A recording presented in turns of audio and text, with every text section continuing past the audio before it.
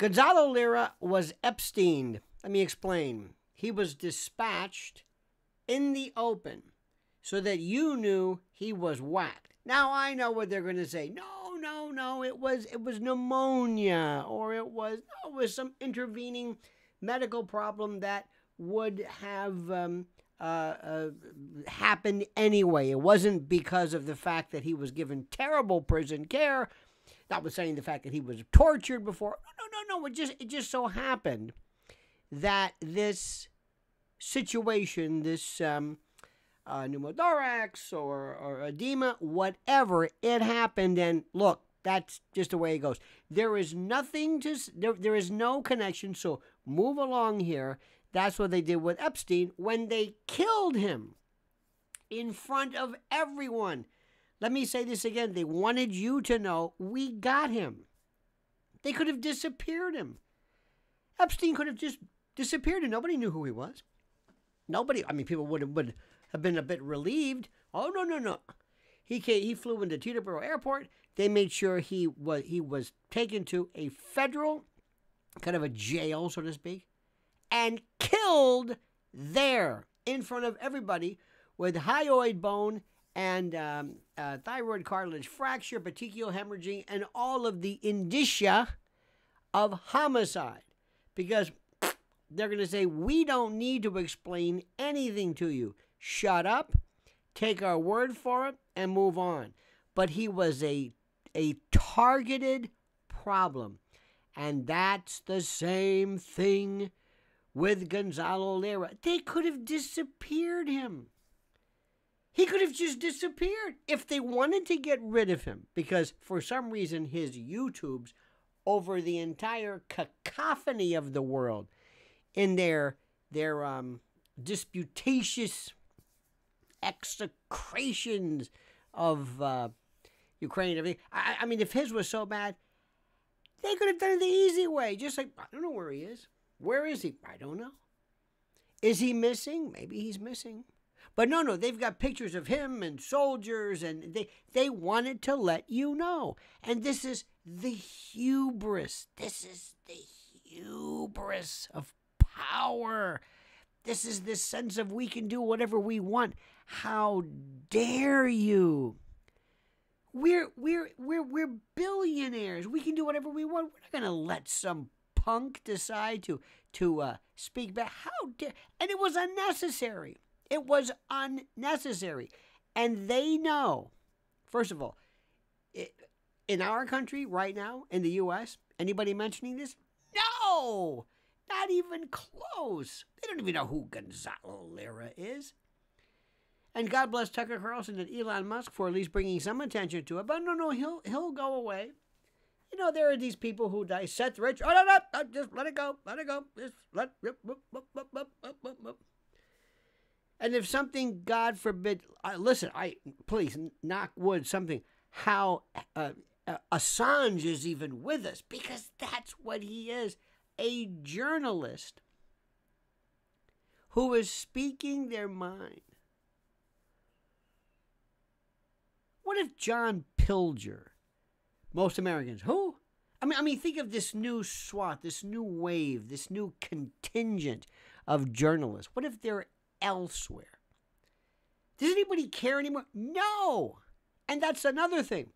The shadow government, the evil individuals who run the world will tell you and know flat out, they will tell you, we can do what we want.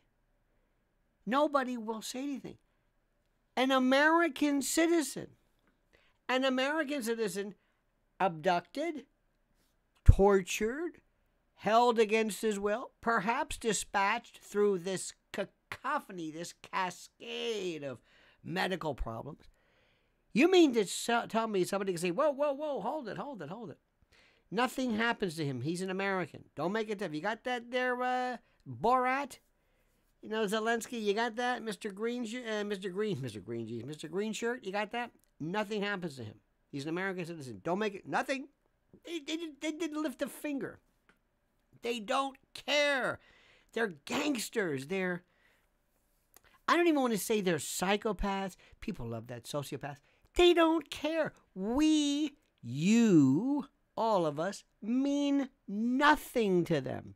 They work on a level that is, it's in a fishbowl in a world that has nothing to do with the way you think. So he was Epstein. He was taken out and dispatched. And let me tell you something. Who was it who said, there was an expression, I think it was I don't remember, but it said, kill one, teach 100. So that's the lesson. Anybody else want to do that? Anybody else want to go to Ukraine and open up your laptop and start talking? Anybody? Anybody? Go ahead. You think this puts a bit of a chilling effect, a bit of a damper on anyone who dares to speak? And with all due respect, as great and as wonderful, and I really liked his style, Gonzalo Lira was not, I mean, I don't want to say Glenn Greenwald, or a Pilger. I'm trying to think of names that he was very powerful, and in this new medium of ours, he was a bit of a. But we've got folks like Mearsheimer and the Duran and Scott Ritter and Judge Napolitano and others who are far more substantive, not substantive. Believe me, I'm in no way minimizing what Gonzalo did. But what I'm saying is, it wasn't the end of the world. In fact, and I'm telling you this, if Zelensky, if Borat had been smart, or if somebody had told him, they'd say, listen, nothing happens to him, because that would have signaled he's small potatoes. He's nothing. It's like Hyman Roth. He's small potatoes.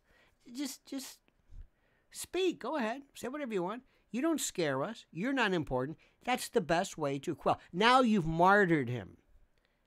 Now you've Epsteined him. And now you're going to pay, because you have no idea of what this does to pulses and vibrations and waves of people all over the world who understand just how despicable, how horrid, and how devoid of any humanity these people are. This cascading, this merging with what's going on right now in world courts and the ICJ, you're going to pay for that. You're going to pay for that. One day, when old Zell's maybe in his manse in Miami or Cyprus or whatever it is, billions of dollars in some Swiss bank, he might say, you know what? That wasn't necessary. But knowing American amnesia as I do, hell, there's nothing even to forget. Most people don't even know who he is, but we know. Thanks for watching. Subscribe to the channel, and do me a favor.